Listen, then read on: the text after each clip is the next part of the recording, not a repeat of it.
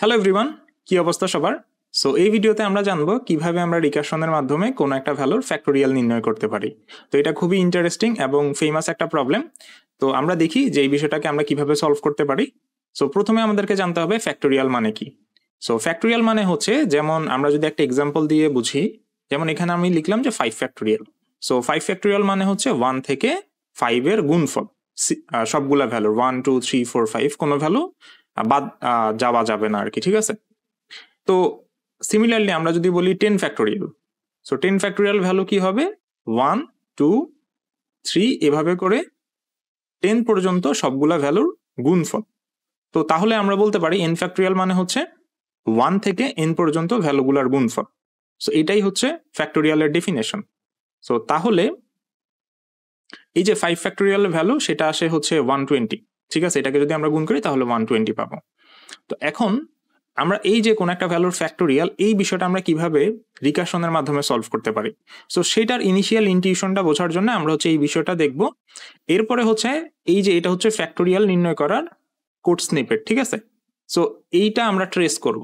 Trace করার মাধ্যমে আমরা ইনটিউটিভলি দেখব যে আসলে এটা কিভাবে কাজ করে, এবং সবার শেষে আমরা এটা বুঝতে পারবো যে এটা আসলে আমরা রিকার্শন দিয়ে সলভ করতে পারি। ওকে, তো এখানে আমরা 5 ফ্যাক্টোরিয়াল এই জিনিসটাকে আবার আমরা বলতে পারি 5 ইন্টু 4 ফ্যাক্টোরিয়াল। কেন? আপনারা যদি এখানে খেয়াল করেন, এই পুরো বিষয়টা হচ্ছে 4 ফ্যাক্টোরিয়ালের ভ্যালু, তার কারণ এটা 1 থেকে 4 এর গুণফল। আর ফ্যাক্টোরিয়ালের ডেফিনেশনই কিন্তু এটা যে n ফ্যাক্টোরিয়াল মানে কি 1 থেকে n পর্যন্ত ভ্যালুগুলোর গুণফল। সো 4 ফ্যাক্টোরিয়াল ইন্টু 5 করলেই কিন্তু আমরা 5 ফ্যাক্টোরিয়াল পাই, রাইট?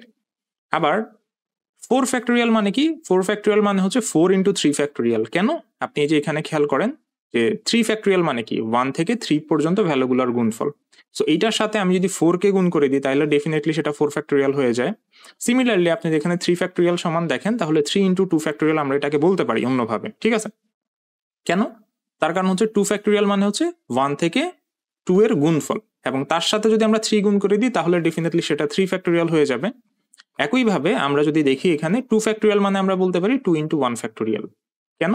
তার রিজনটা হচ্ছে এই যে 1 ফ্যাক্টোরিয়াল মানে হচ্ছে 1, মানে 1, এখানে n এর ভ্যালু যেহেতু 1 তাহলে 1 থেকে 1 এর গুণফল, তার মানে শুধু 1ই বোঝায়।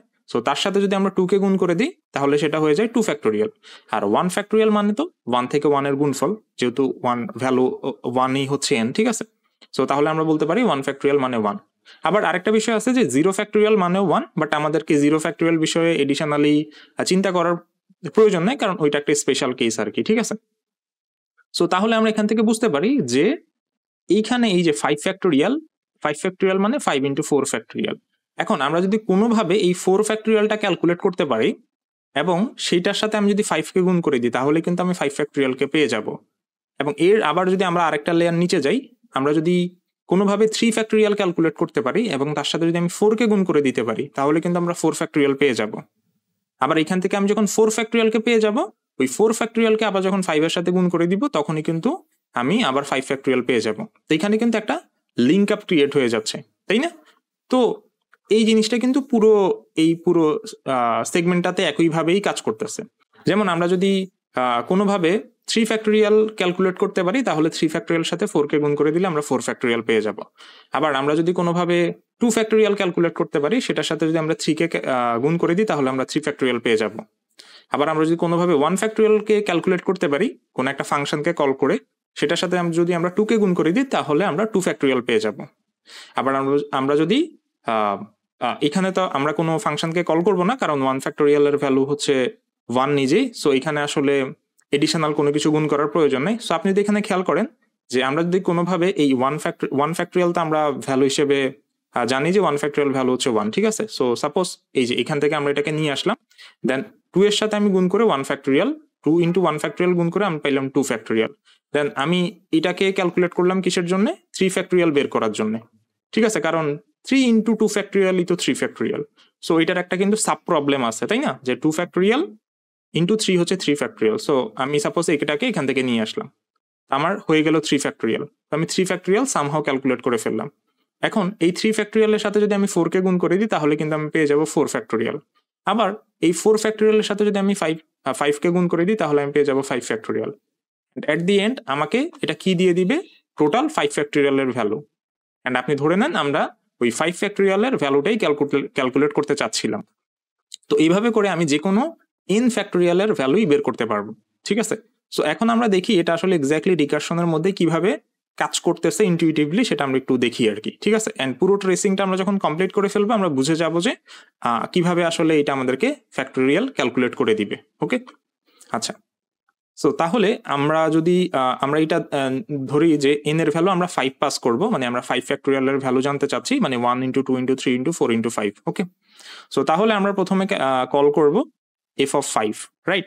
আমি ফাংশনটার নাম f রাখছি। সো আমরা প্রথমে ক্যালকুলেট করব, কল করবে f of 5 K. So f of 5 দিয়ে ফাংশনটা কল হবে। তো সেইখানে যাবে, এখানে একটা বেস কেস দেওয়া আছে, n লেস অর ইকুয়াল 1 হলে রিটার্ন 1। এখন এই বেস কেসটা কেন দিছি, এটা আমরা যখন বেস কেসে ট্রিগার করবে তখনই আমরা সেটা বুঝতে পারবো আর কি, ঠিক আছে। ওকে, সো তাহলে এখন যেহেতু আমার n এর ভ্যালু 5 1 এর চাইতে লেস অর ইকুয়াল না, তাহলে এটা ট্রিগার হবে না। তো সে এখানে নিচে যাবে। সো নিচে এখানে সে দেখতেছে যে একটা রিকার্সিভ কল আছে। সেটা কি, সেটা হচ্ছে তার চেয়ে এক কম ভ্যালুতে, মানে কারেন্ট n এর ভ্যালু যত তার চেয়ে এক কম ভ্যালুতে সে হচ্ছে কল করবে। তাহলে সে কততে কল করবে, সে হচ্ছে f অফ 4 এ কল করবে। কিন্তু কল করার এই সেগমেন্টটার পাশে কিন্তু একটা ভ্যালু মাল্টিপ্লাই হইতেছে, সেটা কত, সেটা কিন্তু n। এখন এই মাল্টিপ্লিকেশনটা কি এখন হবে? এখন কিন্তু হবে না। তার কারণ আমরা জানি রিকারশনের আসলে তার বিহেভিয়ারটা কি, সে যখনই একটা কল পাবে সে ওই কলটাকে প্রপারলি ফিনিশ করবে। প্রপারলি ফিনিশ করার পরেই সে বাদ বাকি সবগুলো জিনিসের দিকে তাকাবে বা ওগুলাকে এক্সিকিউট করবে। তাহলে সে যখন n এর ভ্যালু 5 নিয়ে আসলো, এইটা এক্সিকিউট হইলো না বা এটা স্যাটিসফাইড হইলো না, সে একটা কল পাইলো, এখানে একটা রিটার্নও লিখা আছে। সো এটাও নিয়ে আমরা যখন সে রিটার্ন করবে তখন আমরা দেখবো যে এটা আসলে এক্স্যাক্টলি কি রিটার্ন করতেছে, ঠিক আছে। সো ইনিশিয়ালি সে একটা কল পাইলো, এটার সাথে একটা ভ্যালু মাল্টিপ্লাই আকারে আছে। সো এই ভ্যালুটা কোনটা, এই যে কারেন্ট n এর ভ্যালু যত। সো আমরা কারেন্ট কোথায় আছি, এই যে f অফ 5 এ, মানে n এর ভ্যালু 5। তাহলে এর সাথে কখন মাল্টিপ্লাই হবে, এর সাথে কি মাল্টিপ্লাই হবে, এর সাথে মাল্টিপ্লাই হবে 5।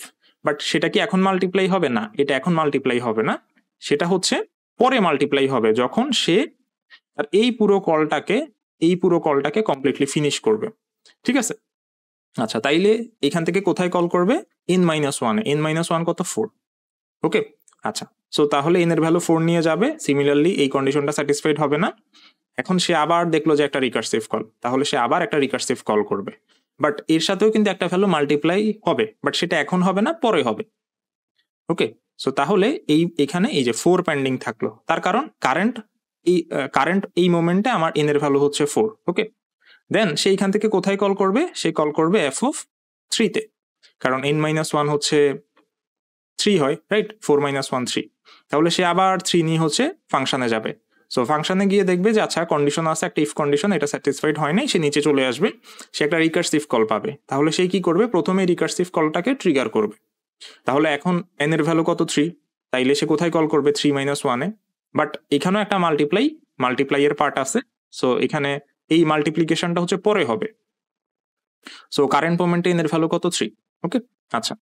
এরপরে এই যে এই যে এখানে সে এটাকে পরে মাল্টিপ্লাই করবে, বাট এখান থেকে সে কোথায় কল করবে, n-1 এ। সো n এর ভ্যালু এই মোমেন্টে কত, 3। তাহলে সে কোথায় কল করবে, সে কল করবে f অফ 2 তে, ঠিক আছে। 2 নিয়ে যাবে ফাংশনে, কন্ডিশনটা কি স্যাটিসফাইড হবে না, তাহলে সে আবার নিচে চলে আসবে, নিচে এসে দেখবে একটা রিকার্সিভ কল। সো এখান থেকে সে আবার একটা রিকার্সিভ কল দিবে। বাট এই যে কল দেওয়ার আগে সে এখানেও দেখবে যে তার একটা মাল্টিপ্লিকেশনের পার্ট আছে, ঠিক আছে। বাট সে কি এখন মাল্টিপ্লাই করবে না, যখন তার কলটা ফিনিশ হবে, রিটার্নিং টাইমে মাল্টিপ্লিকেশনটা হবে, ঠিক আছে। আচ্ছা, তাইলে এই f অফ 2 থেকে কোথায় কল যাবে, এর চেয়ে এক কম ভ্যালুতে, তাই না। সো f অফ n এর ভ্যালু হচ্ছে 2, এক কম ভ্যালু কত, 1। তাহলে সে এখন কোথায় কল দিবে, f অফ 1 এ। সো সেই ফাংশনে কত নিয়ে যাবে, 1 নিয়ে যাবে। এখন কি আর নিচে আসবে, নিচে কিন্তু আসবে না, কারণ n এর ভ্যালু 1। তাইলে আমার এই ইফ কন্ডিশনটা কিন্তু ট্রিগার হয়ে গেছে। এই ইফ কন্ডিশনারটা কেন ট্রিগার হয়েছে, কারণ n এর ভ্যালু 1 লেস অর ইকুয়াল 1। তাহলে সে কি করবে, এখন হচ্ছে 1 রিটার্ন করবে।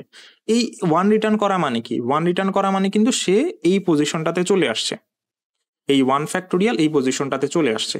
মানে আমার কিন্তু এখানে একটা লিঙ্ক আপ আকারেই, মানে একটা চেইন আকারেই পুরো জিনিসটা কিন্তু প্রসেস হয়, মানে কোন একটা n ফ্যাক্টোরিয়াল। কারণ কোন একটা ধরেন 4 ফ্যাক্টোরিয়াল, এটা কিন্তু আমার 3 ফ্যাক্টোরিয়াল উপর ডিপেন্ডেন্ট। আমরা এটা বলতে পারি আর কি যে আমরা 3 ফ্যাক্টোরিয়াল ইন্টু 4 করলেই কিন্তু 4 ফ্যাক্টোরিয়াল পেয়ে যাই। এই কনসেপ্টে আমরা বলতে পারি যে এটা আসলে লিঙ্ক করা আর কি। তো এখন যখন আমার n লেস অর ইকুয়াল 1 হয়েছে, বেস কেসটা ট্রিগার হয়েছে, মানে এই মোমেন্টে আমরা বলতে পারি যে 1 ফ্যাক্টোরিয়াল এটা হচ্ছে ক্যালকুলেট হয়েছে, ঠিক আছে। তাই এই ফাংশনে কি রিটার্ন হবে, যখন সে 1 দিয়ে কল করবে তখন কিন্তু মানে সে যখন এখানে 1 পাস করলো তখন আমার 1 লেস অর ইকুয়াল 1, তখন সে কত রিটার্ন করবে, 1 রিটার্ন করবে। তো এই 1টা কাকে রিটার্ন করবে, এই 1 কিন্তু এই f(2) কে রিটার্ন করবে, তাই না, কারণ এইখান থেকে তো এই কলটা হয়েছে, রাইট। তাহলে এই যে 1 ফ্যাক্টোরিয়ালের ভ্যালু, এই যে 1 যেটা হচ্ছে এই বেস কেসটা যেটা ট্রিগার হয়েছে, এবং সেই 1টা কাকে রিটার্ন করবে, সে এই 1টা রিটার্ন করবে f(2) কে, এবং f(2) আসলে কি ভ্যালু প্রডিউস করে দিবে, 2 ফ্যাক্টোরিয়াল, ঠিক আছে। f(2) প্রডিউস করে দিবে 2 ফ্যাক্টোরিয়াল। কিভাবে, তার কাছে এখন 1 ফ্যাক্টোরিয়ালের ভ্যালু আছে যেটা হচ্ছে 1, এবং সে এর সাথে কাকে গুণ করবে, এই যে 2 কে, রাইট। সেইখান থেকে 1 নিয়ে আসলো এবং সেই 1 এর সাথে কাকে গুণ করবে, 2 কে। এই 1 মানে কি, 1 মানে হচ্ছে 1 ফ্যাক্টোরিয়াল, ঠিক আছে, এই 1 মানে হচ্ছে 1 ফ্যাক্টোরিয়াল। সো সেটা নিয়ে এইখানে বেস কেস থেকে আসলো, এখানে 1 রিটার্ন করলো, মানে 1 ফ্যাক্টোরিয়াল আমরা বলতে পারি 1 ফ্যাক্টোরিয়াল সমান যেহেতু 1। এখন এই 1 ফ্যাক্টোরিয়াল সাথে যদি সে 2 কে গুণ করে তাহলে সে কত পাবে, মানে এই মোমেন্টে কত জেনারেট হবে, 2 ফ্যাক্টোরিয়ালের ভ্যালু, রাইট। এবং এই যে মাল্টিপ্লিকেশনের পার্টটা আছে সেটা কিন্তু এখন রিটার্নিং টাইমেই হবে, তার মানে এই পুরো সেগমেন্টের ভ্যালুটা কত হবে, 1 ফ্যাক্টোরিয়াল ইন্টু 2, তার মানে 2, বা আমরা এটাকে বলতে পারি 2 ফ্যাক্টোরিয়াল, ঠিক আছে। তাহলে সে এইখান থেকে যেই ভ্যালুটা পাবে সেটা কাকে রিটার্ন করবে, সে যেখান থেকে কলটা পাইছে বা যেখান থেকে আসছে। তাহলে এই ফাংশনটা এই সেগমেন্টটা কি রিটার্ন করবে, বা এই কলটা কি রিটার্ন করবে, 2 ফ্যাক্টোরিয়ালের ভ্যালু যেটা এখানে যাবে, ঠিক আছে, 2 ফ্যাক্টোরিয়ালের ভ্যালুটা। ওকে, সো এখন এই f(3) কল করে 2 ফ্যাক্টোরিয়ালের ভ্যালুটা নিয়ে আসছে বা জেনারেট হয়ে তার কাছে চলে আসছে। এখন এই 2 ফ্যাক্টোরিয়ালের সাথে সে যদি 3 কে গুণ করে দেয়, এখন কিন্তু সে 3 কেই গুণ করবে, কারণ ওই কলে কিন্তু এখন মাল্টিপ্লাই হওয়ার জন্য 3 আছে, তাহলে সে কি করবে, 3 কে গুণ করে দিবে। তাহলে 2 ফ্যাক্টোরিয়াল ইন্টু 3 কত হবে, 2 ফ্যাক্টোরিয়াল ইন্টু 3 হবে 2 ইন্টু 3 6, যেটা হচ্ছে 3 ফ্যাক্টোরিয়ালের ভ্যালু, রাইট। সো এই মোমেন্টে কি হবে, 3 ফ্যাক্টোরিয়ালের ভ্যালুটা প্রডিউস হয়ে যাবে, এবং এই 3 ফ্যাক্টোরিয়ালের ভ্যালুটা কোথায় যাবে, এই যে উপরে যেখান থেকে সে কল হয়ে আসছে। তাহলে এইখানে বেসিক্যালি কোন ভ্যালুটা যাবে, 3 ফ্যাক্টোরিয়ালের ভ্যালুটা, তাই না। এখন এই কলে n এর ভ্যালু কত, n এর ভ্যালু হচ্ছে 4, তাহলে 3 ফ্যাক্টোরিয়াল ইন্টু যদি আমি 4 করি তাহলে আমি কত পাবো, 4 ফ্যাক্টোরিয়াল, রাইট। এবং এই ভ্যালুটা কত হবে, 24। ওকে, এখন এই যে কলটা আছে, এই কলটা আসলে কত ভ্যালু রিটার্ন করবে, 4 ফ্যাক্টোরিয়ালের ভ্যালু বা 24 রিটার্ন করবে। সো এই কলটা কোথায় যাবে, যেখান থেকে সে কলটা পাইছে বা যেখান থেকে কলটা হয়েছে। সো সে হচ্ছে f(5) এর কাছে চলে যাবে। এখন f(5) এর কাছে সে কত রিটার্ন করবে, সে রিটার্ন করবে 4 ফ্যাক্টোরিয়ালের ভ্যালু। এখন এই 4 ফ্যাক্টোরিয়াল ইন্টু যদি 5 করি তাহলে আলটিমেটলি কত হবে, আলটিমেটলি কিন্তু আমার 5 ফ্যাক্টোরিয়াল হবে, তার কারণ 5 ফ্যাক্টোরিয়াল মানে কি, 4 ফ্যাক্টোরিয়াল ইন্টু 5। অ্যান্ড এই মোমেন্টে আমার 4 ফ্যাক্টোরিয়াল ইন্টু 5 যখন সে মাল্টিপ্লাই করে দিবে, সে কত পাবে, 5 ফ্যাক্টোরিয়ালের ভ্যালু, এবং ওই ভ্যালুটা কত, 120। এখন এই ভ্যালুটা সে কাকে রিটার্ন করবে, ওই যে মেইন ফাংশন থেকে, সে যেখানে মেইন ফাংশন থেকে কল হয়েছে, সো মেইন ফাংশন থেকে, মানে আমরা ধরে নিচ্ছি মেইন ফাংশন থেকে কাকে একে কল করা হয়েছে, f(5) এভাবে। সো সে হচ্ছে মেইন ফাংশনে ওই ভ্যালুটা রিটার্ন করে দিবে। দ্যাট মিনস সবার শেষে মেইন ফাংশনে কত ভ্যালু চলে যাবে, 5 ফ্যাক্টোরিয়ালের ভ্যালু, যেটা হচ্ছে 120, অ্যান্ড এটা যে কোনো n এর জন্যই সে হচ্ছে রিটার্ন করে দিবে, ঠিক আছে। সো তাহলে আমরা বুঝতে পারলাম এই যে রিকারশন, এই রিকার্সিভ কলটা কি করতেছে, আমার ইন ফ্যাক্টোরিয়ালের ভ্যালু জেনারেট করে দিচ্ছে, কিভাবে, ছোট ছোট ফ্যাক্টোরিয়ালের ভ্যালু ক্যালকুলেট করার মাধ্যমে। যেমন 5 ফ্যাক্টোরিয়াল ক্যালকুলেট করার জন্য আমার 4 ফ্যাক্টোরিয়াল লাগবে, আবার 4 ফ্যাক্টোরিয়াল ক্যালকুলেট করার জন্য 3 ফ্যাক্টোরিয়াল লাগবে, 3 ফ্যাক্টোরিয়াল ক্যালকুলেট করার জন্য 2 ফ্যাক্টোরিয়াল লাগবে, 2 ফ্যাক্টোরিয়াল ক্যালকুলেট করার জন্য 1 ফ্যাক্টোরিয়াল লাগবে।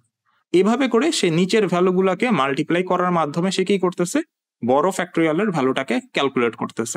অ্যান্ড এই জিনিসটা আমরা যে কোনো n এর জন্যই ক্যালকুলেট করতে পারবো। ওকে, তাহলে সবার শেষে এই ফ্যাক্টোরিয়াল ফাংশনটা আমাকে কি করে দিবে, ওই যে যেই n এর ফ্যাক্টোরিয়াল আমরা চাচ্ছি সেই n এর ফ্যাক্টোরিয়ালটা আমাকে বের করে দিবে, এবং আমরা যেহেতু এখানে 5 পাস করছি তাই আমাকে এটা 5 এর ফ্যাক্টোরিয়াল বের করে দিবে, যে ভ্যালুটা হচ্ছে 120।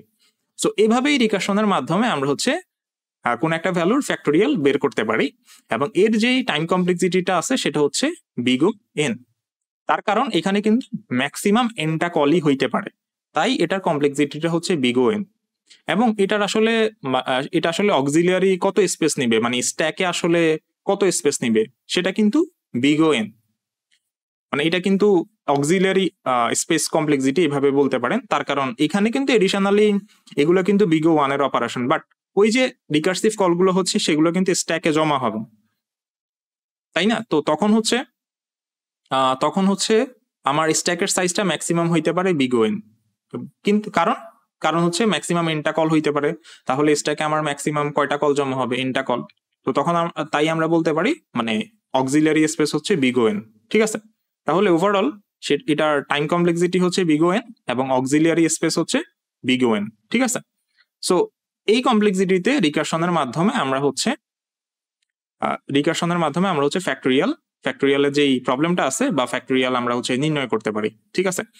কিন্তু এখানে হচ্ছে আমরা যদি কোনো একটা বড় ভ্যালুর মানে ফ্যাক্টোরিয়ালের ভ্যালু কিন্তু অনেক বড় হইতে থাকে, ঠিক আছে? আমরা যদি 10, 20 বা 30 এইভাবে অনেক বড় ভ্যালুর মানে এই ছোট ভ্যালুর ফ্যাক্টোরিয়াল মানে আমরা যদি 30 ফ্যাক্টোরিয়ালও বের করি, ভ্যালুটা কিন্তু অনেক বড় হয়ে যায়। তো ওই ধরনের ক্ষেত্রে আমরা অন্য কিছু টেকনিক অ্যাপ্লাই করি, ঠিক আছে? মড করে বা এইভাবে কিছু ব্যাপার স্যাপার আছে, ওইভাবে আমরা ওইটাকে ট্যাকেল করি।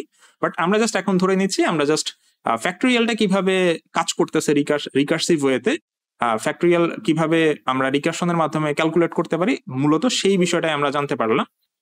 এডিশনালি আমরা যদি বড় ভ্যালুর ফ্যাক্টোরিয়াল বের করতে চাই, সেক্ষেত্রে কিন্তু আমাকে হয়তো মড করে বা প্রবলেম স্টেটমেন্ট অনুযায়ী আমাকে কিছু এডিশনাল এখানে কিছু মডিফিকেশন করা লাগতে পারে। তো আমরা ধরে নিতে পারি কিছু ছোট ভ্যালুর ক্ষেত্রে যেগুলো হয়তো ইন্টিজার বা লং এ স্টোর হবে, ওই ধরনের ভ্যালুর ক্ষেত্রেই মানে ওই ধরনের ভ্যালুর ফ্যাক্টোরিয়ালই আমরা হচ্ছে এই ফাংশনটার মাধ্যমে বের করতে পারবো। যেমন হচ্ছে 10 ফ্যাক্টোরিয়াল, সেটা হয়তো ইন্টিজার বা লং এর মধ্যে স্টোর হয়ে যাবে। সো ওই এন এর জন্য আমরা হচ্ছে এই ফ্যাক্টোরিয়াল ফাংশনটার মাধ্যমে বা এই এফ ফাংশনটার মাধ্যমে ওইটার ফ্যাক্টোরিয়ালটা বের করতে পারবো। তো ওভারঅল তাহলে আমরা বুঝলাম যে কিভাবে আমরা রিকার্সিভ ওয়েতে ফ্যাক্টোরিয়াল নির্ণয় করতে পারি। ওকে, সো এই ভিডিওটার আলোচনাটা এইটুকু পর্যন্তই। এমন আরো ইন্টারেস্টিং এন্ড ফেমাস কনসেপ্ট নিয়ে বা কোর কনসেপ্ট নিয়ে আপনাদের সাথে আবার কথা হবে পরবর্তী কোন একটা ভিডিওতে। সো এই ভিডিওটা এইটুকু পর্যন্তই। আল্লাহ হাফেজ সবাইকে।